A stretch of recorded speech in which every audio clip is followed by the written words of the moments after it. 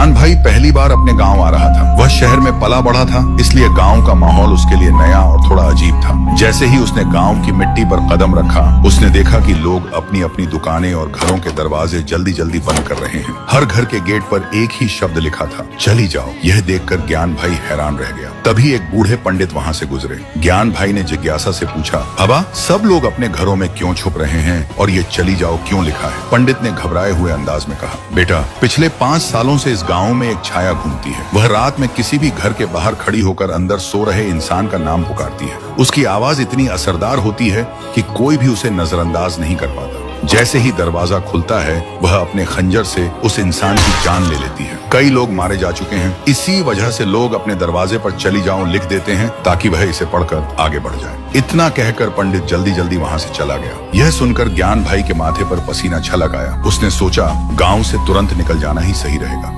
लेकिन जैसे ही वह गांव से बाहर जाने लगा कि तभी अचानक उसकी बाइक खराब हो गई। ज्ञान भाई गुस्से से बोला, तुझे अभी ही खराब होना था। तभी उसे एहसास हुआ कि उसके आसपास कोई है। हवा में सन्नाटा था और उसी सन्नाटे को तोड़ती हुई एक ठंडी लेकिन मीठी आवाज आई, मेरे पास आना। ज्ञान भाई का दिल तेजी से धड़कने लगा। डर के मारे वह भागा और पास के एक घर में घुसकर दरवाजा बंद कर दिया। कुछ देर वह चुपचाप बैठा रहा। उसे लगा कि अब सब ठीक है, लेकिन जैसे ही उसने दरवाजा खोला, सामने वही छाया खड़ी थी। उसे देखते ही ज्ञान भाई के पैरों तले जमीन खिसक गई और वह वहीं बेहोश हो गया। सुबह जब उसकी आंख खुली तो उसने खुद को जमीन पर पड़ा पाया और आसपास खड़े लोगों की आंखों में सिर्फ हैरानी थी। सब एक दूसरे से पूछ रहे थे, जो छाया अब तक हर किसी की जान ले चुकी थी, उसने ज्ञान भाई को क्यों छोड़ दिया? तो दोस्तों, यही है वो असली रहस्य जिसका पर्दाफाश होगा पार्ट 2 में।